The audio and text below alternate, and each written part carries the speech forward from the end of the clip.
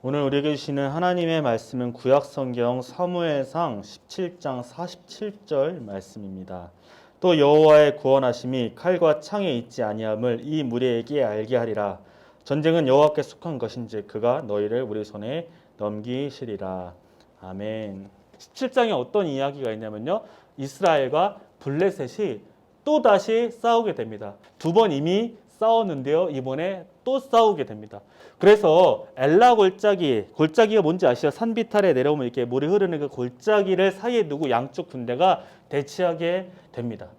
그런데 이 대치의 상황에서 싸움을 복도두기 위해서 블레셋 군대에서 한 사람이 등장해요.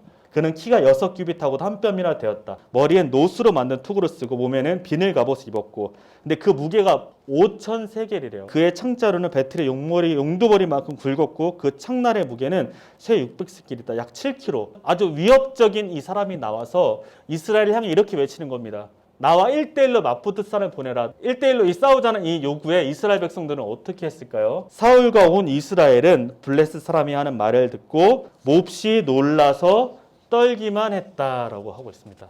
사실 사울은요, 남들보다 머리 하나 더 크고요, 또 용맹한 사람이었습니다. 싸움을 여러 번 하면서도 승리도 많이 거뒀고요. 대표적으로 암몬과의 싸움에서도 자신의 용맹을 드러냈던 용사 중에 한 사람이었어요.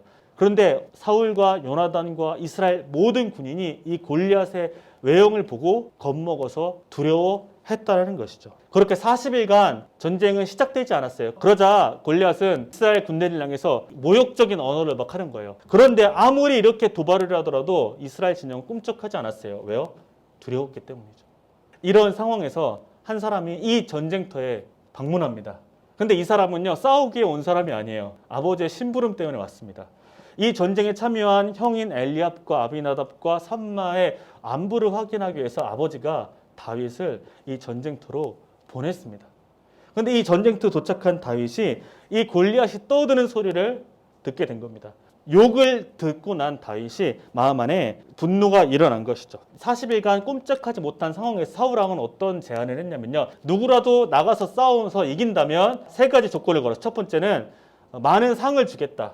두 번째는 내 사위로 삼겠다. 세 번째는 너의 집안의 세금 자체를 면제해 주겠다. 엄청난 공약을 걸었죠. 그런데도 불구하고 아무도 싸우려고 하지 않았습니다. 자, 그런데 이 다윗이요, 이런 소식을 들은 거예요. 아, 사울 왕이 이런 공약을 내세웠구나라는 소식을 듣고 사람들에게 묻는 거예요. 그런데 이 이야기를 형이 들어요. 형이 듣고 다윗을 막 꾸짖습니다. 야, 여기가 뭐 구경하러 왔냐 이러면서 막 꾸짖어요.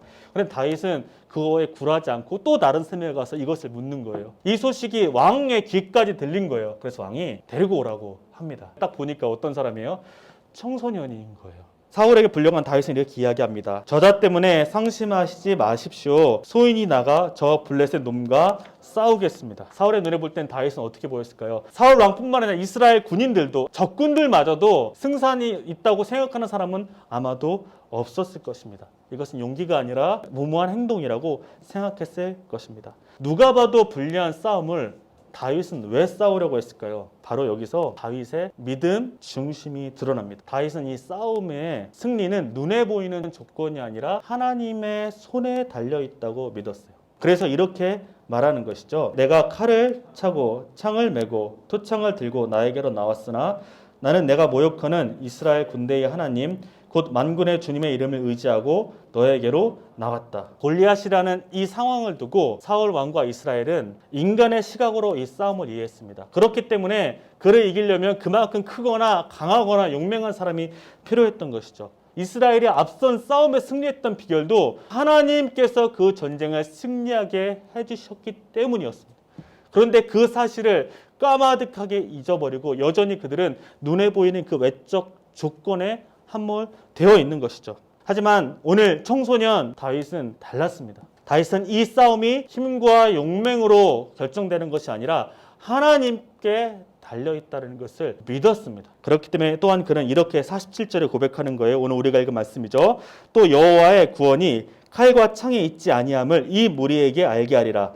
전쟁은 여호와께 속한 것인지 그가 너희를 우리 손에 넘기시리라. 하나님에 대한 온전한 신뢰와 믿음의 중심을 가지고 있었던 사람이 바로 오늘 청소년 다윗이었죠. 바로 이 사람이 하나님이 사용하시는 조건을 갇힌 사람이라는 것입니다. 하나님의 이름이 모욕되고 있는 현장에서 그 이름을 회복해야겠다라는 그 열망이 소년 안에 있었다는 거죠. 그렇기 때문에 그는 담대하게 그 자리로 나아갈 수 있었습니다. 사랑하는 여러분, 처음 질문으로 다시 돌아가 볼게요. 하나님은 왜 다윗을 선택하셨을까? 그의 중심이 하나님께로 향해 있다는 것을 보셨다는 것이죠. 믿음의 시선을 갖고 살아가길 원합니다. 하나님이 사용하시는 사람, 바로 하나님에 대한 온전한 신뢰와 믿음을 가진 저와 여러분이 되기를 주님의 이름으로 축복합니다. 기도하시겠습니다.